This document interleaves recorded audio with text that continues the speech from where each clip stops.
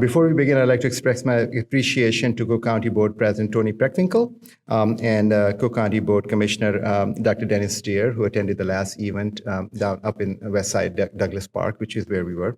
They've been strong supporters of this work that the health system is doing. We appreciate their support. Tonight, you'll be hearing about the work being done by our trauma team through research studies and through community outreach. Engaging with communities we serve is important, as we all need to come together to work towards finding solutions for the violence that is occurring.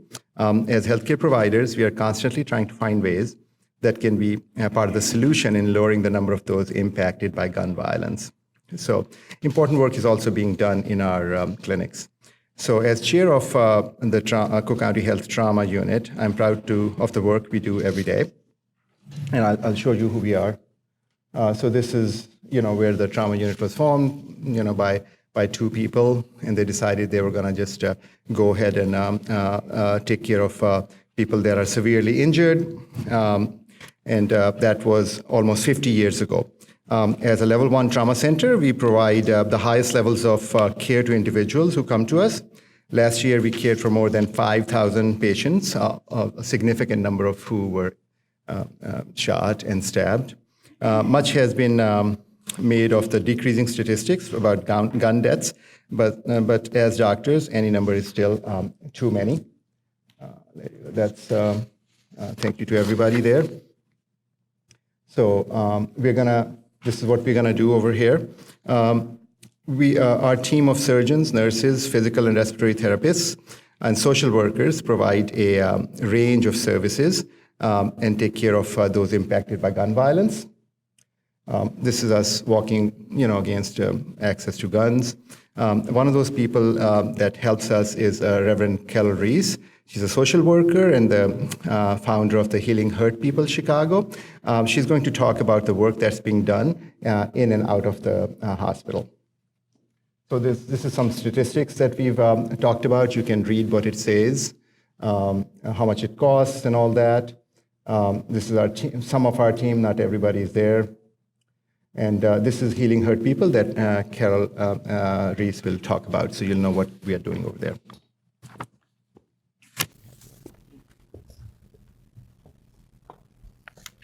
Yeah, thank you. We're delighted to be here today. As Dr. Bukhari said, I'm Carol Reese. I'm cross-trained as a chaplain and a social worker. I'm the violent injury prevention coordinator for the Department of Trauma.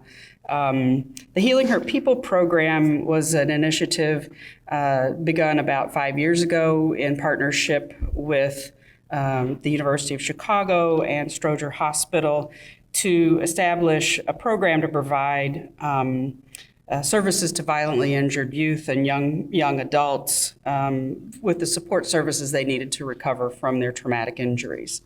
After the incident occurs, this slide kind of describes what we do. We encounter people in the hospital and work with folks immediately after their injury, along with the medical and nursing teams that are providing their care, and work with them to determine what services they need, all of which is with a goal of promoting recovery from trauma and also prevention for future violence or re-injury. Some of the services that we provide cover a wide range of things that people come to us expressing a need for, including helping people access things like physical therapy, navigation to all kinds of social support services that they need after their injury, along with initial crisis support and counseling that begins in the trauma center. The services that we provide for participants who are at very high risk for re-injury are important to begin in a hospital setting. We take the opportunity of their injury to address folks in the point of crisis, but also to address things that may have happened before they got to the hospital. Many of the people that we work with in our Healing Hurt People program have high rates of PTSD, along with many experiences of adversity in their childhood growing up, and including different types of abuse and neglect, and exposure to community violence. Many of the young people we work with are exposed to 7 or 8 types of community violence in addition to the injuries that brought them to the trauma center. So for us, ending the cycle of violence is a very important part of what we do. Our results initially are very hopeful. As you can see here in this slide, that many of the people who've participated in our program, we've reduced the instances of re-injury, helped them reduce their PTSD symptoms, and their criminal justice system involvement, among achieving many of their life goals.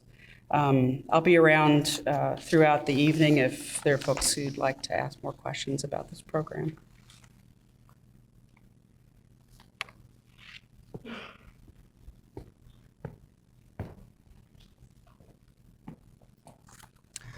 Thank you, Reverend Reese. So work like that of healing hurt people is a result of a lot of study projects. So Cook County is continuously working on new studies and new ways of helping people to survive injury from violence. We are in fact at the forefront of this type of work. The survivals in our department at Cook County Hospital are not only some of the highest in the city, they are amongst the highest in the nation because of the dedicated staff, and I thank them for that, and also the types of studies people have done to find innovative ways of resuscitating people. So several members of our trauma team are going to discuss some of this innovative study work that's being done. First, Dr. Leah Tatabi, trauma surgeon at Cook County Health, will introduce some of these studies that we are doing so you all are aware of what we are doing.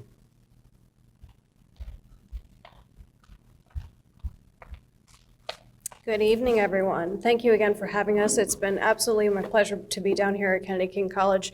Really enjoyed watching the recent testimony that was here, that was broadcast nationally, and very much enjoyed talking with all of you before our program started. I mean, we're doing our part at the hospital, but we're not alone in the effort. So thank you guys so much for coming tonight and for all that you do.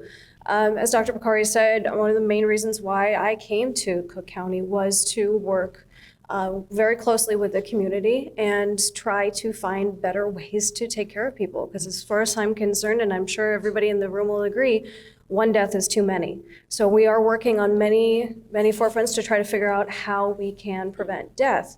And we know very clearly that this is not just putting bodies back together and discharging from the hospital. That's not enough. That we have to work around the entire patient, around the entire structure. What environment are they going back to? What can we do to heal them physically and mentally, emotionally, and then also just from a social standpoint to try to prevent the recidivism. So we do work very closely to do not only just key research on medical ways to see how better we can treat patients, but then as I said as well, to go kind of thoroughly over with the patients to see how best we can treat them. One thing that we did recently was look at, we don't want to just focus on the negative. We see a lot of post-traumatic stress, we see a lot of trauma that's happened to our patients, but we also see that they're profoundly resilient. They're so strong, and I think there's a lot to be learned from that, and I want to make sure that we're focusing on the positives as well. So in the last year, we've looked at our patients who were victims of violence and asked them and looked at their post-traumatic growth and their resilience, and actually it's remarkably higher than the national average. So there's some silver lining that's coming out of this, and maybe we can look at them and see what else can we learn. How do we promote these types of responses to learn better? And as I mentioned, it's not just the patients that are hurt. And we were discussing earlier tonight about how this post-traumatic stress and what we see affects everyone in the community, not just the ones that are physically injured. So we're looking at how does that affect the families, how does it affect patients, how does it affect hospital staff, and how does it affect our emergency responders? We have a really bad crisis right now in the Chicago community of death by suicide in our emergency responders. And there's a lot of barriers in seeking care, just like there would be for anybody. There's unfortunately a lot of social stigma around that we're working to combat. We're trying to see how can we help our partners, our emergency responders, get the care that they need. In addition to, I really want to kind of bring that information back to you, what we've done for the last year. We have a number of projects coming up that we're very excited about, and we wanted to give you guys an opportunity to comment on them, because we want to, again, this is a community partnership.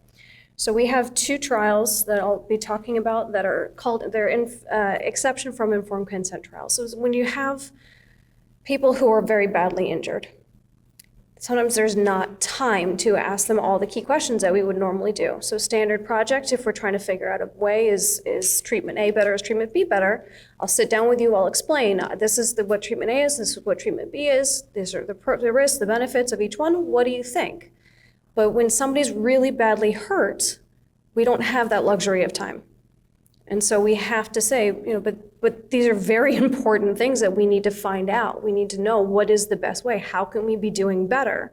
So one thing that we're looking at is if somebody is so badly hurt that they can't breathe on their own, how do we best help them breathe? And there are 2 different ways of doing it. One of them is using a small tube that goes in through the vocal cords, but it takes a little bit more time.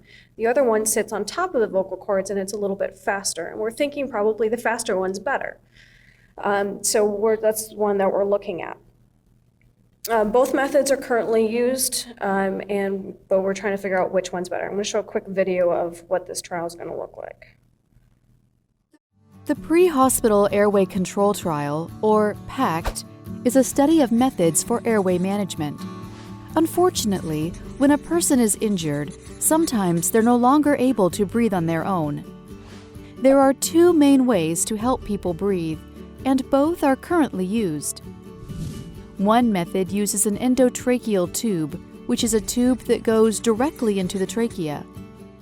Another uses a supraglottic airway, which is a tube that sits above the trachea. Although both devices are used successfully, they have varying rates of success. So we have to weigh those pluses and minuses, and as of right now, we don't know which is better. PACT is a research study that is trying to determine which of these 2 common approaches is better. The plan is to start the trial in the next year, and the trial will run for 4 consecutive years. We're including all patients older than 15 years of age who are transported to an adult trauma center that is participating in the study. This is an exception from informed consent, or EFIC protocol. A patient who is severely injured and needs emergency help will not be able to give informed consent. If you are included in the study, we will tell you or your family member as soon as possible once you get to the hospital and ask permission to continue. For more information, please visit our website www.lightsnetwork.org/PACT. So again, this is a very crucial question, and this is something that I've been working over the last year with every single level 1 trauma center across the city has said that this is a good idea and they want to participate. Our paramedic system has agreed and said that this is a good question. We do need to find out what the right answer is. This study is being done across 9 major cities. Chicago is probably the biggest one involved, so we could really have a chance to find out how best can we care for our patients that are hurt. Part of what you received in your packets as you walked in is a questionnaire about what you think. Clearly, if the community says, no, we don't want to do it, then we're not going to do it. So your opinion truly, truly does matter. And again, this is a partnership. What we do from the research side, we want to make sure it applies to the community, is supported by the community, and then of course we bring it back, just like we're doing with the previous studies. The other study that we're looking at is the EPR study, Emergency Preservation and Resuscitation. And this is a study of, the first one is sort of what can we do when the ambulance arrives to help patients. This study is a little bit different. This is what we can do at the hospital to try to save lives. And when people are so badly injured that their heart stops and we're trying to restart the heart, at some point there's nothing else that we can do. And we think that maybe we found something that we could do, something else that we could possibly do. The way I like to think about this is if in the wintertime, if somebody falls into a frozen lake and their heart stops, but they got really cold, the amount of energy that they need has gone down so much that actually their chance of restarting their heart is actually much higher. So we know that cooling the body down kind of slows time and gives us a better chance to do what we need to do, because really time is the enemy at this point when it comes to trauma care. So I've got another little video about what this study is looking at.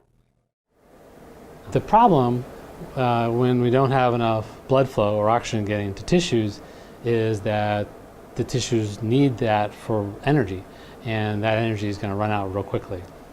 The idea of hypothermia in this situation is that we can decrease the need for oxygen of the cells in the body, the organs in the body.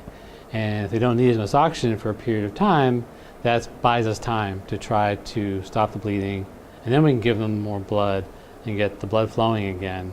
But at least we've made sure that during that time, the cells and the organs are still okay. So again, this is a study that's looking at, is there one last thing that we could possibly do? The people that would be eligible for this and participate in, the other option, is basically pronouncing them dead. It's like, well, what else? We always fight with, like, what else could we possibly do? And we think maybe if we can cool the body down, kind of freeze time for a second, finish up what we need to do, then warm the body back up, then we can maybe do it. And there are some preliminary studies that show that this has actually been very effective. The study's also been looking, it's going to be run here and then also in Baltimore. There are some possible risks, as there is with any, as you see here. Again, this is enrolled through the same process, through the community consultation as we're doing now and discussing and asking you questions. So please, if any comments at all, please write them on. You have 2 surveys, one for each of the trials. And if you don't want to participate, we do have basically a bracelet that you would put on your wrist. So if we saw that you had that, then we knew that you would not want this extra step, this extra chance to save the life. Okay. Again, both those surveys, if you have any questions, please come up and talk to us or any part of the rest of the team. We're very, very interested in what you have to say about them. And then the completed surveys over on the table over there, we have an envelope to collect them. They are completely anonymous, and given that it's Halloween season, we've got some great candy as a thank you for taking the time and giving us your thoughts on what we're doing. I'm going to turn it back over to Dr. Bakari.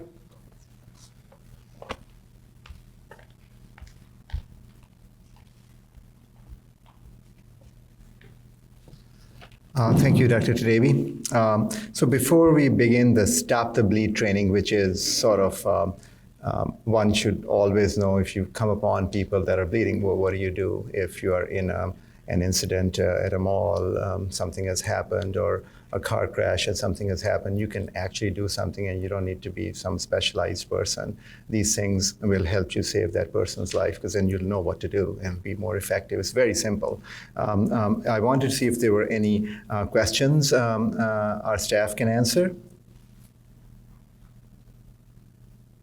for either of the studies. One is just seeing which one they're using both of them. Maybe one's a little bit, that airway thing, maybe one of them is a little bit better. And the other thing is where do we want to do the extra step on people that we think might have a chance before we give up.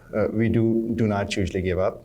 We go all the way at county because it's not really an issue of, we just keep doing it. But at the very end, in some people, we are unable to resuscitate them. What do you think of that? This is called a community consultation. It's like, what does the community think of something like that? Would you want this extra step for, I mean, we've done this type of consultation. Baltimore people were supportive. They said, just, what else is there to do? Just do it. But we'd like our Chicago opinion before we do something like that in Chicago. We'd be the only center doing it. If somebody came, we did everything, and there's nothing, It's unfortunate. I'm very tired of talking to moms, and, I want to do something more than what we do, more than what anybody else does in the country.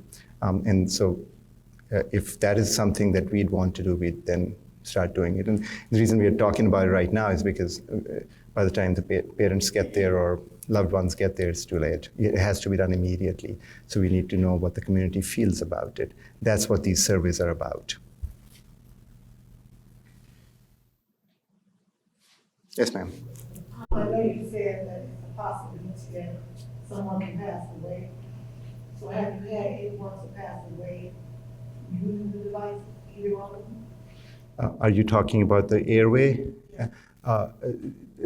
Currently, both the devices are used, and on both of them, people have passed away and have survived. So we just don't know which one's better. They both work and not work in some, so you're like, okay, is there some, and Dr. Tadebi can talk about it more, is there one group of people that one would work better? We don't know right now. There's no data on that. Go ahead, Dr. Tadebi. Yes, both devices are currently used by Chicago Fire Department. We regularly get patients that come in with either the smaller tube that goes through the cords or the larger tube that sits on top of the cords. We get patients that have been treated with both ways. Both ways do work very well. Unfortunately, it's a tricky thing. These are patients that are very, very badly hurt. And as I said before, one death is too many. So we're trying to see maybe we shouldn't be using either one. Right now, it's kind of up to the discretion of the paramedic, and they're really good at what they do, and there's reason to do one versus another. But we're thinking maybe just like with other devices, maybe there's something better. Maybe we shouldn't be doing the smaller tube, we should only be doing the larger tube, or maybe we're wrong in overthinking that. But without doing a head-to-head comparison, we just don't know. So, but they're both currently used, they're both approved and widely used by the department. I think our impression is that you're thinking, well, everybody goes, it's about the same. And you're like, is it really? And you're kind of going, well, maybe if you use that one on me, maybe I wouldn't have passed away. But nobody knows. And maybe I'd use a different one on you or on me, I would have lived. But it looks, when you look at the data, it's sort of like crude. It's not, and you're going, one of them's got to work better in one group of people. Maybe if you're taller, maybe one works a little bit better. We don't know that right now. Right now, people are like, well, we got two things. They kind of work, not 100%. I'm thinking maybe it's a group of people that works, this one works 100%, and the other group of people, this one works 100%. Then we can use both, but on the right people. We don't know right now. We want to make sure that whatever decision we're making it with sense of science and what the data shows, and not just based on opinion and survey. Make sure that there's actual good evidence.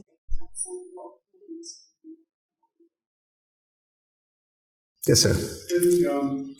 Emergency preservation or resuscitation treatment, is that being done only on victims of traumatic violence versus other, like a stroke or other types of incidences that might make people? It's only trauma patients, so it's not necessarily violence. It would be it could be a car crash or something like that. There has to be a physical injury from that standpoint. It's not from the medical things. It wouldn't be stroke or heart attack, something like that. It would have to be some sort of trauma patient. I could clarify that a little bit better. So what we are going to do with that, as you know, when you have penetrating injury, like gunshot wounds, it's a very specific thing, and it's supposed to, we want to use that on people that have bled out and their heart has stopped. That's what if you have a car crash, for instance, or you fell from 30 feet or something unfortunate, you have so many injuries that you might get the heart started, but the brain's hurt and everything else is broken. So then you're not really using the clear definition of what caused the heart to stop. We want those people in which there's some violence, like a gunshot, and they have bled out. It's got to be from bleeding, and then you're like, okay, now we can slow everything down, give them fresh blood, and bring them back up. Slow down means cool the temperature. We do that for strokes and heart attacks, but not as cold.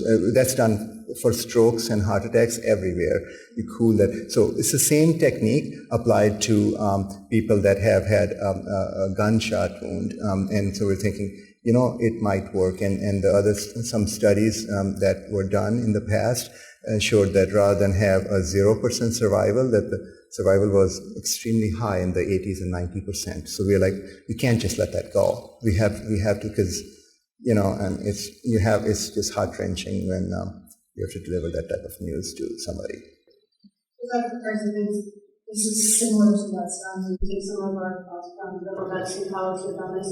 The other side we take from is transplant surgery, where they do pull the organs down, and we know that again sort of outside and gives the organs much more time to be able to be transported to another facility and then put in something and they do better. So there's a lot of background history of a lot of different service lines. We've seen that, we've seen the medicine, we've seen the surgery, we've seen other things. Now maybe from a trauma perspective, we need to do something with that.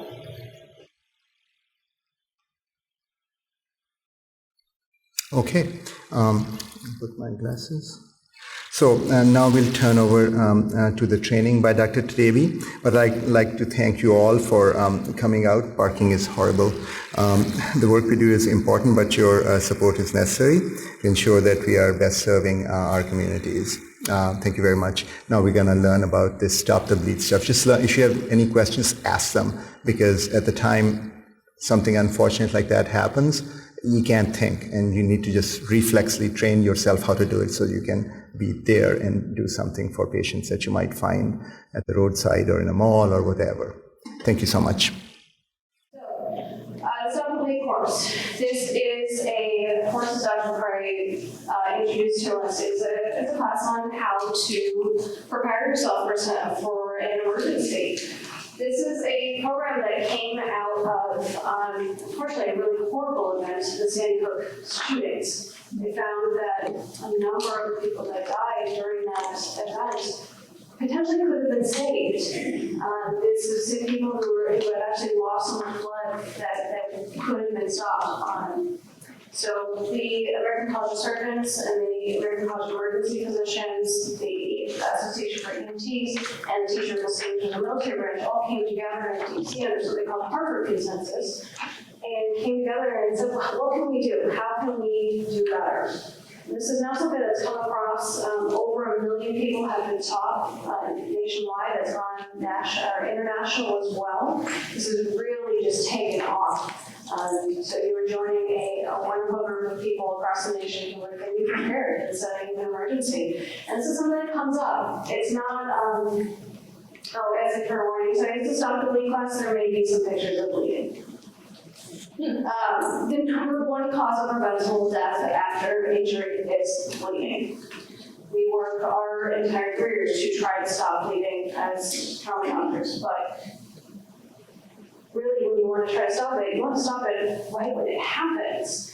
We're already handicapped if they lost so much blood before they come to us. So this is truly something that can save life. And it's not just after these horrible events. There are stories across media, there's stories locally that have come up of children who have fallen off of play sets and ended up with an artery that was hurt, and people who had taken the training were able to stop the bleeding in a young child's life and actually save their life.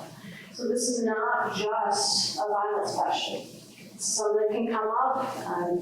If people are working and just cut themselves, there's a lot of construction sites, and people fall from great heights or from car crashes, get hit by cars, things like that. So this is something that really does come up everywhere. The first goal is to identify life-threatening bleeding.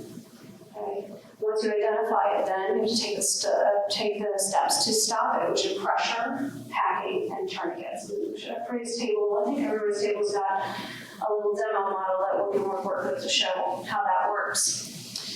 Your safety is our absolute top priority. We already have at least one person who's been hurt. We don't want anybody else, okay? We're not gonna ask you to do anything that puts yourselves in harm's way. We wanna make sure that you're safe, but also we wanna empower you and understand that there are ways that you can help, you can participate, you can save a life, and do it safely. So if the situation ever becomes unsafe, we want you to stop. Remove yourself from that situation. Ideally, if you can take the person who's hurt with you, that's better. But if not, we understand you need to do it for yourself. Our job is to take care of that patient. Your job is to first and foremost take care of yourself. And if you can, give some help. Wear gloves if you can. We should be showing you a Stop the Bleed kit that we have that are available for purchase. There are some grants people got these for some schools as well. But you definitely don't need to go to the commercial brand. You can go on any internet purchasing sites and get basically all of the materials in here.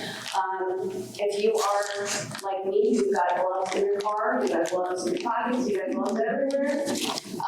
These are great, they're absolutely wonderful to have. I think every drugstore has them, but you don't need them. You absolutely don't need them. You can be around somewhere and find things in your environment. Right? So anything to protect yourself, to get just any kind of barrier between your body and that blood will help. So what kind of things can you think of in the environment that may be around that you can use? Plastic bags, love it. You got a bag, just my double bag tax thing, your bag's still everywhere, right? That you can, instant gloves. It's perfect. What else? Towels? Yeah, sure. Storage bags, little storage bags. Sure, absolutely. Scarves, yeah, clothing, perfect, absolutely. Dirty socks, that'll work, right? We're coming up with winter, everyone's gonna have like 10 pairs of socks on. That's fine. And a lot of people say, well, what about, like, that's gross. Like, why would I put a dirty sock in something? You know, like, somebody's bleeding to death? That's okay. I will deal with the infection. That's why we have antibiotics. That's fine. If somebody survives to get an infection, I consider that a win. That's better than the alternative. Okay, so I'm trying to, you get creative. Use anything you can to just create any kind of barrier. Even if you don't, though, if you do get a little bit of blood on your hands, if your skin is intact, if you've got no cuts, nothing like that, the rate of getting either HIV or hepatitis, less than 1 in 2 million. So rare, okay? And we have medications now that we can give to help prevent transmission, even if you were to have a cup. Okay, so if you do happen to notice that everybody's adrenaline's up and going, and you're like, oh, this is wonderful, I did a great thing, I saved a life, and you notice, oh, I have a little bit of blood on my hands, when the ambulance comes, just let me know. We'll bring you to a medical center, you'll get it cleaned off, and we'll take care of you. Okay? So, ABCs of bleeding control. Number 1, or A, alert. Call 911. Okay? The best treatment for a patient who's bleeding is to get them to somebody like us, right? The ambulance service doesn't know to come get that patient unless you call them, unless you tell them. So the fabulous thing that everyone can do on the street is give some care, give some first aid while the ambulance is on their way. But we don't want that to just be, we don't just the first aid, we need the ambulance started. So take a second, tell the person who's recording with their cell phone, because I feel like this is what everybody does now. Hey, can you just call 911 first and then start live streaming the patient? Just call first, and then find the bleeding, and then compress. When you call 911, try to give them some idea where your location is, and then follow the instructions. You can tell them. This is something that's very widely taught. People know about this. They've had people come up, and we hear this in the day. Like, oh, somebody on site had some bleed training, so they had some pressure or something like that. But the 911 operators know this, and they can help kind of refresh you as well. B is for bleeding. You have to find the source of bleeding. And signs of life-threatening bleeding include basically bleeding that won't stop, okay, but continues to bleed. Eventually, you're going to run out. And so that's going to be life-threatening bleeding. Large volumes of blood, okay, or pooling of blood, really spurting, things like that. There may be multiple places. Okay, it's not necessarily one, though there may be an obvious area, but look around, see if there are other places that may need some care as well. And clothing may hide it. It can also track it down, and maybe you might be seeing it somewhere like more on the leg where the actual injury is. We do encourage you to try to get on the skin to see exactly where that wound is. Because the amount of pressure you apply, if it's in a small area right where it's bleeding, that's where it's going to be most effective. So there are 3 places you can bleed from. There are your arms and legs, the junction area, so your necks, armpits, and groin, and then the body. Okay? The best way to stop bleeding, we've got all sorts of fancy toys here and everything else. The best way to stop bleeding is just pressure. Okay? Anywhere that there's bleeding, you can apply pressure to. What you want to do is really just focus on the one side of bleeding. So if you have a wound here, that's just a little hole here, and you get blood from it. Okay? I don't need like a whole bunch all over the place. I need just a little bit right over the wound. That you will get the most pressure over where that injury is, and you'll be able to control the bleeding much better. Use just enough to cover the gauze, just enough gauze or cloth to cover the wound. And use more than that, it just spreads out the pressure and actually will work less. Just as much as you need. As the pressure stops, keep pressure on the wounds. Okay? Don't open the oven, don't eat the cookies, nothing like that. Just leave it alone. Keep it on there. Keep your pressure on until help arrives, and the blood will take over.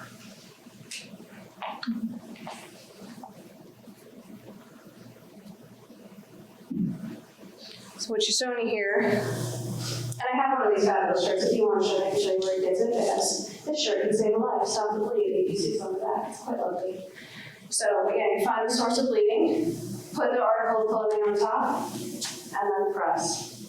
And one thing that I'd like to say, so she's using her hands here, which is good, but then you're using your hands and you don't necessarily have them available to do things like hold mice, okay? So if you have another thing on the ground, over here, put your knee on it. Now you've got more of your body, you'll actually be able to apply more pressure, and now you've got your hands free to do whatever you need to do, like hold a knife, okay?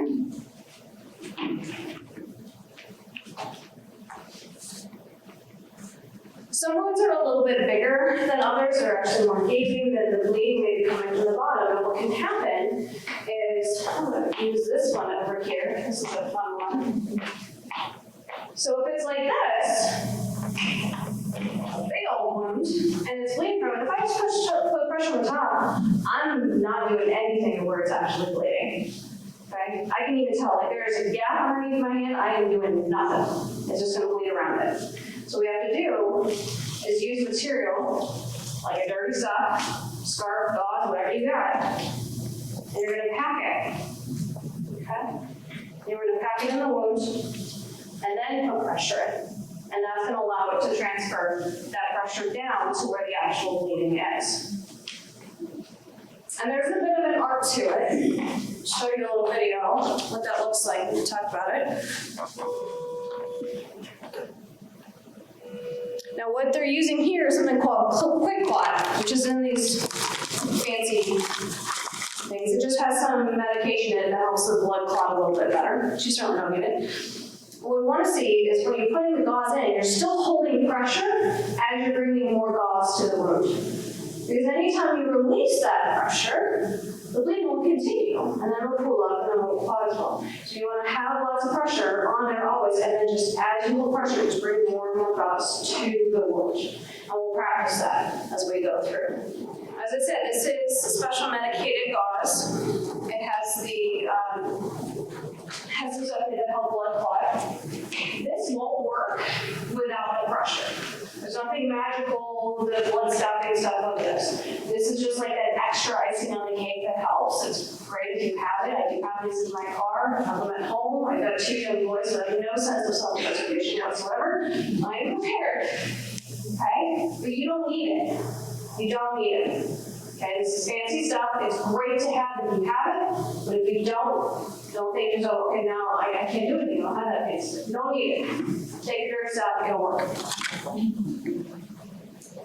Packing works on arms and legs. It works on the neck and the armpits and the groin as well. And it does work in the body. It doesn't work as well. Pretty much anything that what you need to do if there's bleeding from the body is just be able to be as fast as you possibly can. Okay, that's what's going to matter more than anything. Tourniquets. This is what everybody loves. Let's see that here. So these are fun. This one I do it with my tongue.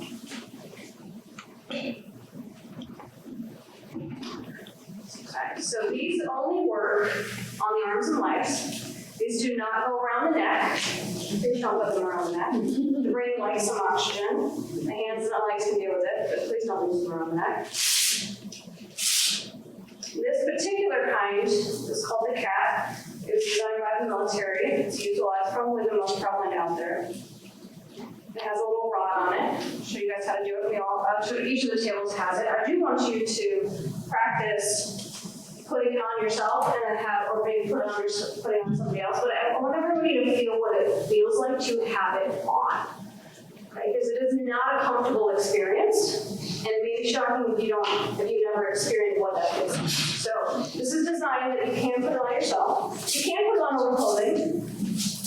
Ideally it's on skin, but you can. And the most important part, you want to have it closer to the heart than where the wound is. So if I have something that I hurt near my elbow, and it's bleeding, you want to go a couple inches above where that wound is, closer to the heart. So the heart's bringing the blood down. You don't want to go over a joint, because then if you move, it'll loosen it up a little bit. And you make it as tight as you can. And this is the most important part, not the rest, this part. Tight as you possibly can. Okay? Then you take your rod, and you twist it, and this is where it hurts. A lot. Oh, this is the fresh one. You know, too tight. There we go. Here. So you tuck the rod in on your C-loop there. Okay, see how it's a little safe? And then your little tab, hold it in place. And that's it. And then it has a little spot that you can write the time. Now let's see. Yep, no pulse. It's okay.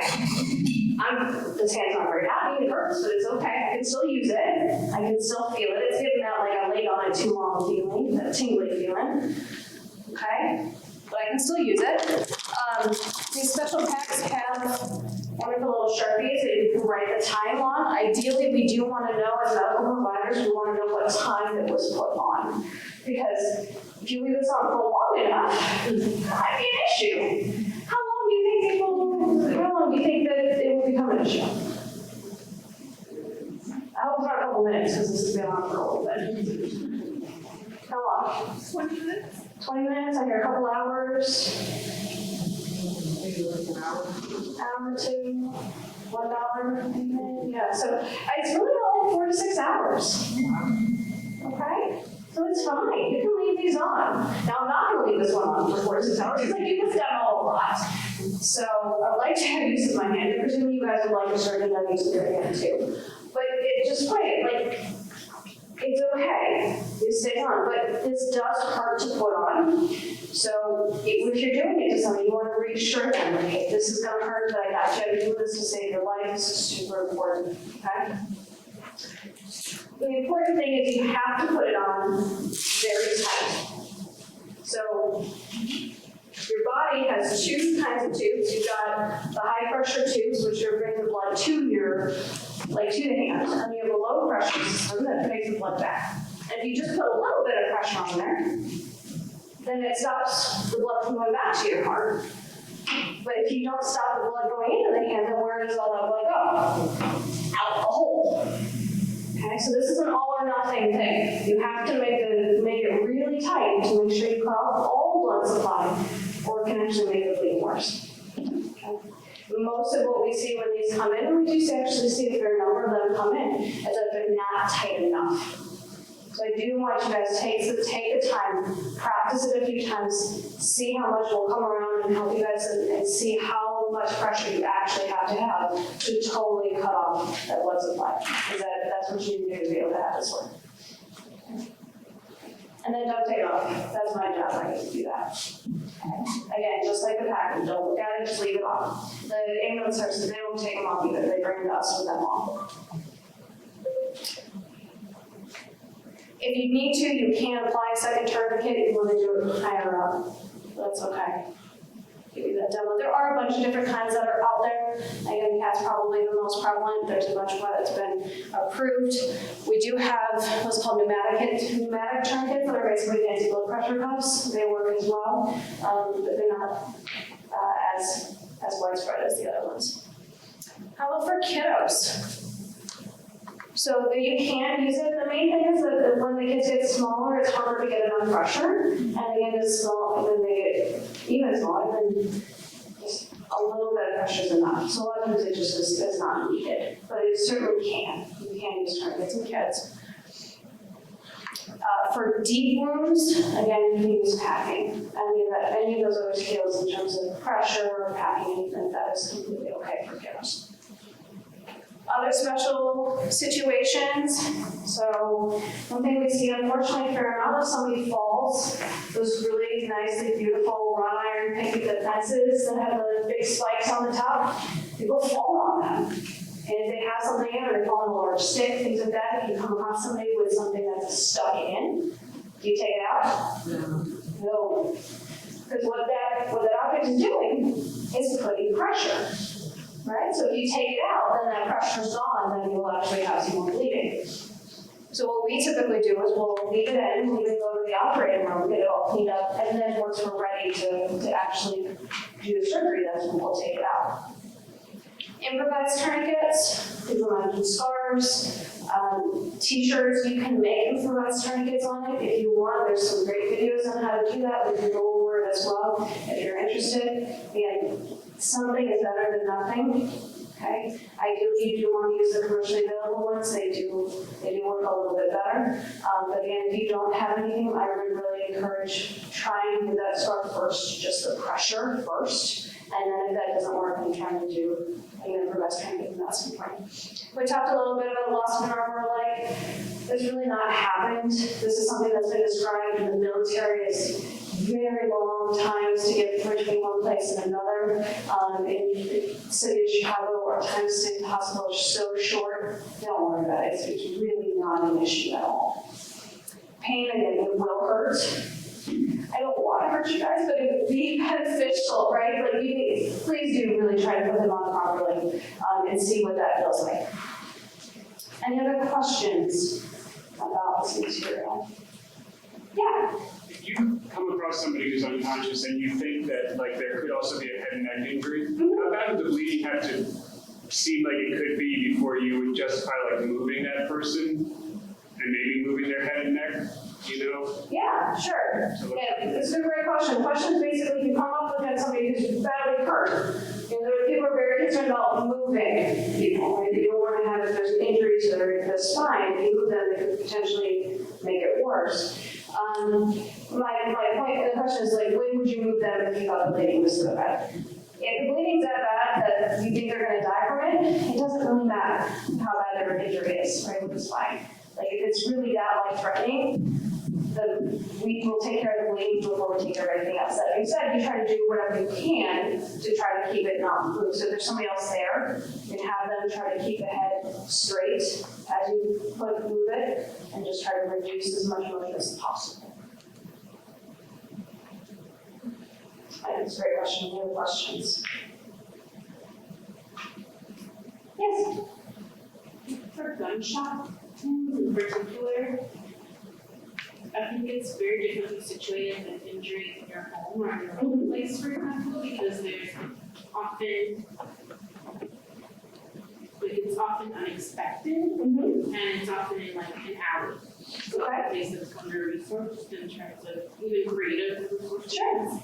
So in that particular situation, what sorts of strategies would a person use? I can see like if you were in your home and someone got injured, if you were at a workplace where there's a first aid kit in proximity, but if you're walking down the street and someone's shot in the alley, then how might you respond? Absolutely, that's a great question. The question is just if you're come across somebody, particular questions, if somebody was shot in an area where you don't have a lot to work with, what can you do?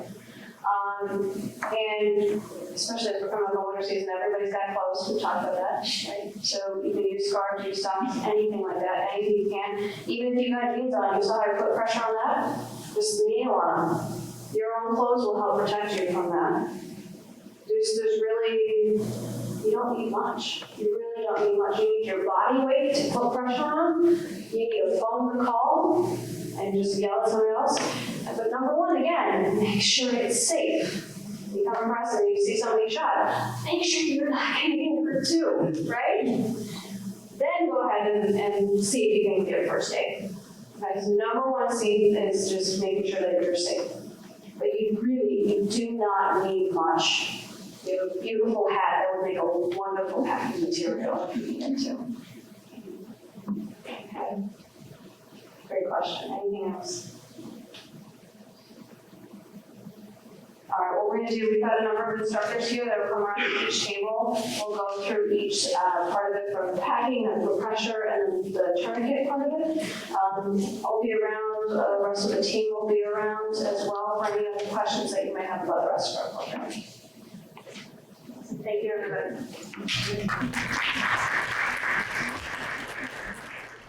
Hi, I'm Justin. I'm the trauma program manager over at Cook County Hospital, and today we're teaching Stop the Bleed.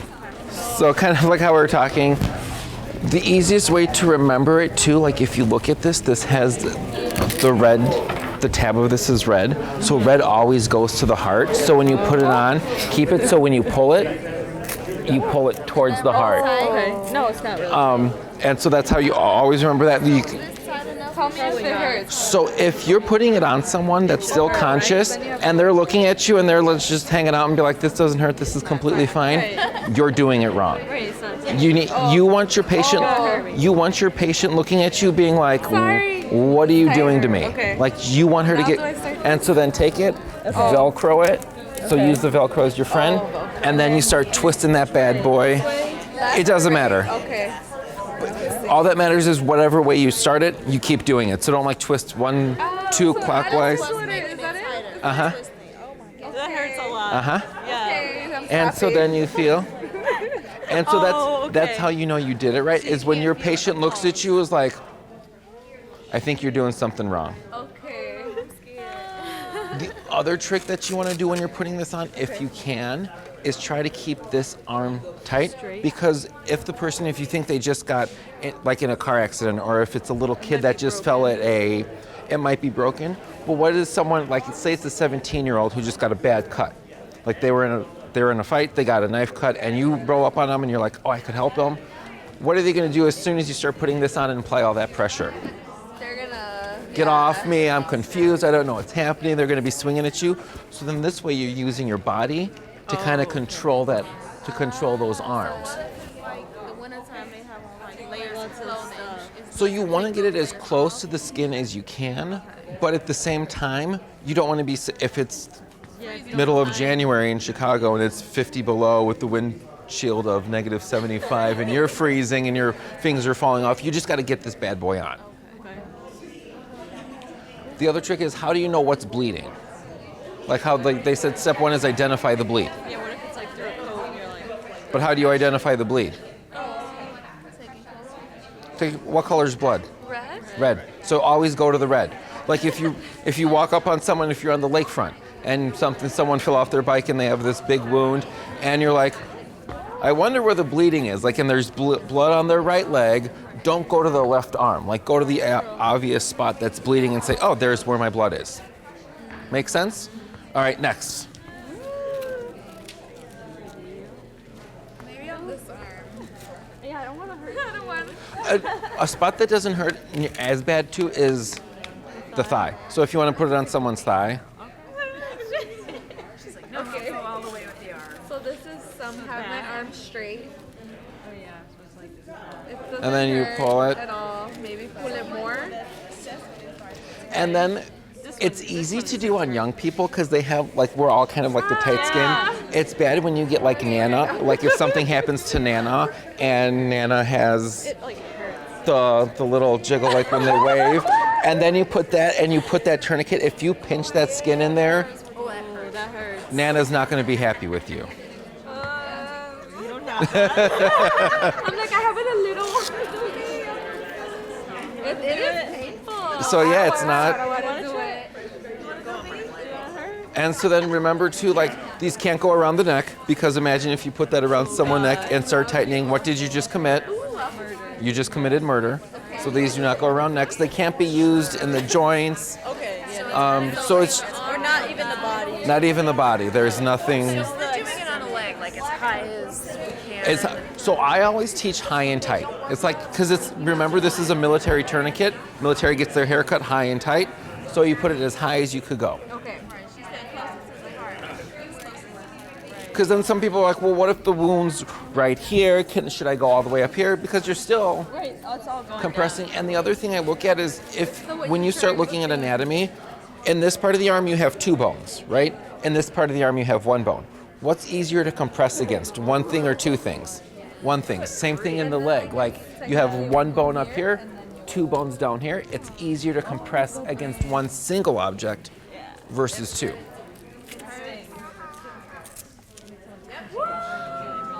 Not fun, right? I think the arm hurts just because it's smaller and there's more, I feel like there's more nerves there where you have the thigh, like it's like everyone's thigh is pretty tight. Yeah. On the arm, it is painful. No, have you done it? Yeah, did you? Because I've taken CPR classes, and they don't instruct on tourniquets. And I've had one class that said, don't use a tourniquet. So the logic behind because if you use a tourniquet wrong, it does more harm than good. And how Dr. Tutebe was saying, like you have the inflow and the outflow. So it's easy to kill the outflow out. So it's like an air conditioning circuit. So you have and it just keeps rotating through, right? Your blood just keeps rotating through. When you're pushing it in, it's that high pressure system which takes a lot of work to pull it off, to shut it off. But if you shut off the low pressure system, so nothing's going back to the heart, but that high pressure system still feeding it, so you're back pressuring the low pressure system and it's just spilling out. So that's why some people say if you're not efficient with the tourniquet, don't even use it at all, because a poorly applied tourniquet does more harm than good. So that's the logic behind that. At that point, it almost all becomes semantics. So, all right, so that's the tourniquet. That's the hardest tool. What's the easiest tool you have? The easiest tool. Like that we just learned. What's the easiest thing we just learned to do? Fresh. I hate packing. I don't teach packing wounds because I've lived in Chicago my whole life. What do most people do when they pack a wound? They do what the Department of Streets and Sanitation do, and they put those metal plates over something, and it doesn't do anything. They think they fixed the pothole, and then before you know it, you covered it up, and then next year you have a sinkhole, and fire trucks are falling off of parking garages, and you get stuck in the middle of nowhere, and there's a sinkhole. So my favorite, easiest one to do is compression. Because what do you do with compression? You technically don't even need anything. You roll up on that. How do I know where I'm bleeding? Go to the red. Remember, find the red. Go to the red. You do your compression. Fingers better or just like hand?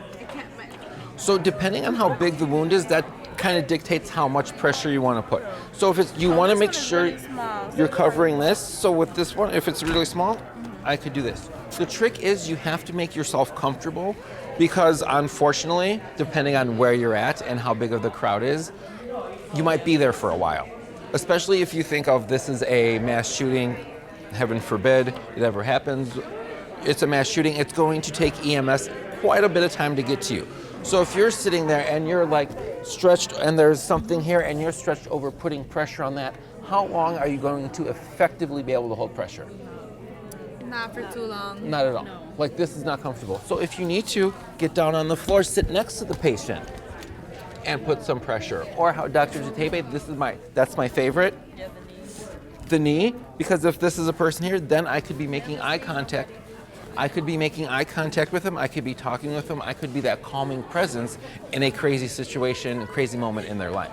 Wow. And I could sit here for 20, 30, 40 minutes completely fine. Where if I'm doing this for 20 or 30 minutes, I'm going to be breaking a sweat. You're going to start seeing arms shake. So I always teach people, get creative, be comfortable, and always start with pressure. If need be, if you have additional things to increase the surface area, so you're actually putting that pressure across a bigger surface area. So if you have a rag, if you have an ace bandage, if you have socks, a jacket, I always say start with the patient's clothes and remove them. And then because you're gonna get stuck, like I use the lakefront because I run on the lakefront. You're gonna be on the lakefront and you're gonna be running and someone else is gonna be running. You're like, okay, we both have the bare minimum on. Like, I'm gonna take their stuff off before because it's going to get cut off anyway. They have so much adrenaline going that it doesn't even. It's just because it's just taking off their clothes, like because inevitably someone's going to be filming you, and I don't feel like stripping on someone's camera and be on the news as then like there's Justin in his underwear holding pressure. My other favorite thing to do is use socks. Because socks make great packing things. So we talked about pressure. The next step would be to pack. So if you could pretty much pack with anything, but the trick is as you're packing to keep that pressure. So I'm holding and then I'm bunching up again, adding more and more until I can't pack anymore. Then you add your pressure. So if you guys want to practice that for a little bit, and then I'll teach you how to do the pressure bandage then. Okay.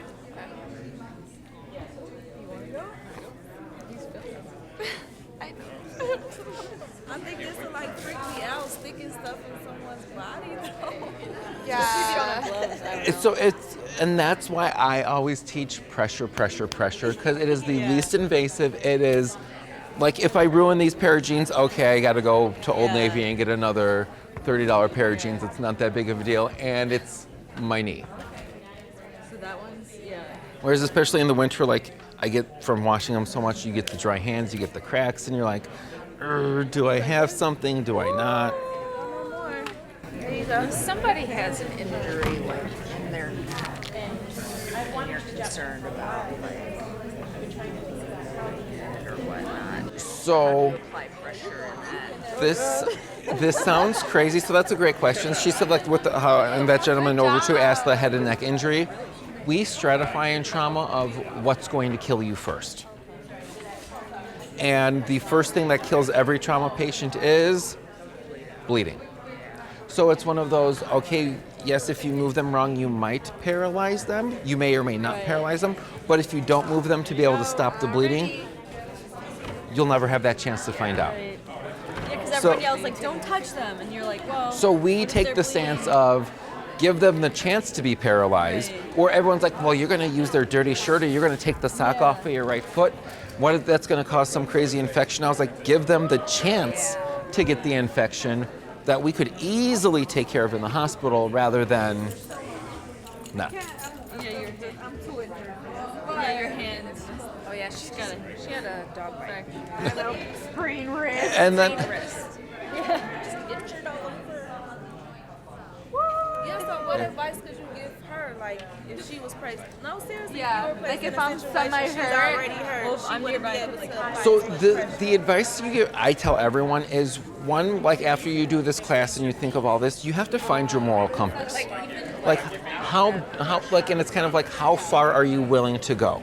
Like if you walk up on someone, are you willing to, and you have nothing else, are you willing to take off your shoe and your sock? Are you willing to maybe take off your shirt or use your necktie, use your scarf, use your hat?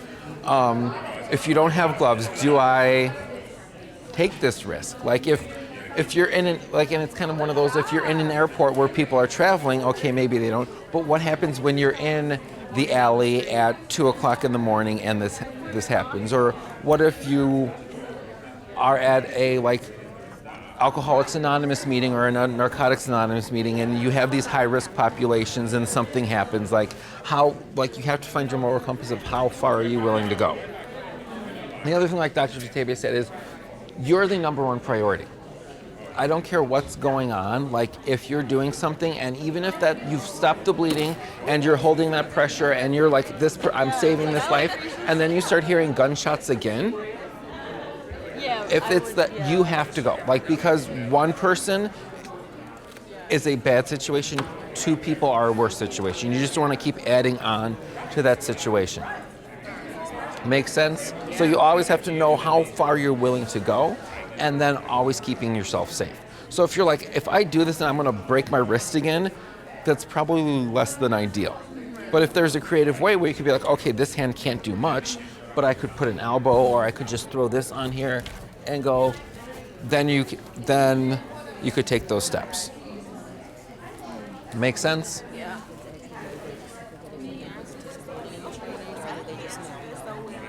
I think we have them printed out. I ask Leah. In our first aid kit. I was thinking. All right. First aid kit in my car. car. Same. I was like, I don't have one. The next thing, the last thing I'll teach you, is a pressure dressing. Again, my least favorite, because this gives you false reassurance. So pressure dressings work as you've packed the wound, but you have to move on to something else, right? Because even though pressure is the easiest, quickest, most effective way to do it, what happens once you apply pressure? So I have a victim here, I'm doing this. There's another person who was just shot over there. What can I do about it? Yeah, wrap and let them bleed out, or you get So I could be, but I've already taken this on. This is my project. I chose direct pressure if I don't have a tourniquet available, or if the tourniquet's all the way over there and I have no friend to grab it, I'm stuck here. So that's the only thing about with direct pressure is once you start it, you can't stop it. Oh my goodness, at all? Not even Not until the paramedics get there. Wow. Unless the scene becomes unsafe. So if I am sitting here and I hear gunshots right there and I see a bullet go through that door, you better believe Justin is getting up and taking off and running, diving into the next corner. Like, I'm not going to sit there and be the easy target. So that's the only problem with direct pressure. Whereas a tourniquet, you apply it. Say you had an injury right here, I put that tourniquet on, I make sure the bleeding stops, you don't have a pulse, I'm free to move on to the next one, and I'll come circle back around and check on you in 5 minutes. But make sure they have the tourniquet or something. Exactly, because I put that pressure on, that tourniquet's holding it, I'm freed up to go help that person over there. So the pressure dressing works, it's like a poor man's tourniquet, so you've packed this wound, right? So we've packed it, and we got this wound sitting here. And I'd like to say this is the person's leg, they're on this table. Again, I kind of grab that leg and lift it up a little bit just because this makes everything easier. And you simply just start wrapping. And it's, like I said, it's not easy. And you got to keep that pressure, and you're pulling this as tight as you possibly. This is if you don't have a tourniquet. You put this on as tight as you possibly can.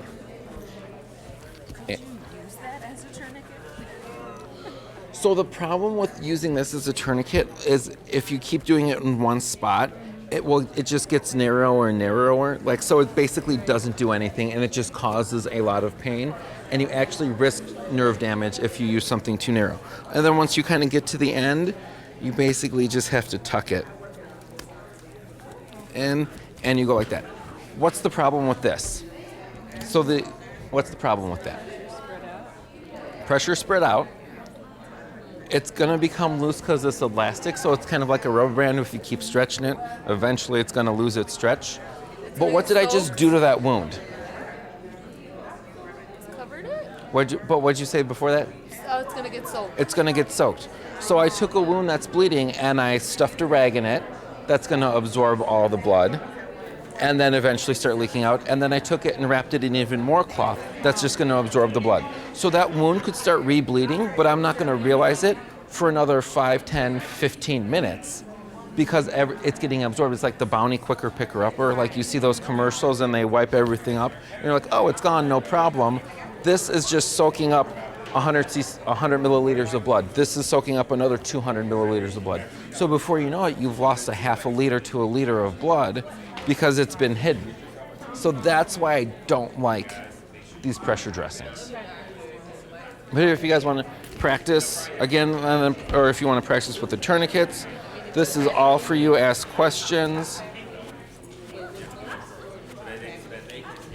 The other thing, if you're going to use a pressure dressing, have it wrapped up. It might not be perfect, but don't sit there with this and try to start going because you're just going to get confused and a mess. So for tourniquets, can you use a belt, or is that a myth?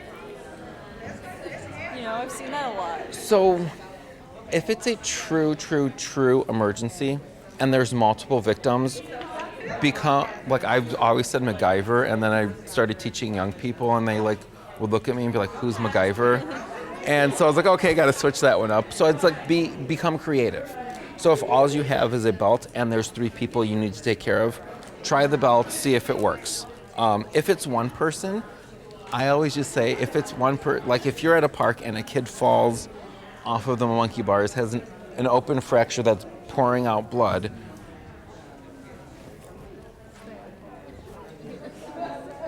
Just because it's one kid. Like at that point, no one else is going to be. all the kids are already ran home to their moms, or the moms have grabbed them because little Tommy's sitting there with his elbow sticking out. So, and kind of like know what you're up against, know what's going on. So I say, again, unless you're 100% confident with the tourniquet, use it. If not, and if it's one person, keep it simple, stupid. That's what I kiss it. Keep it simple, stupid.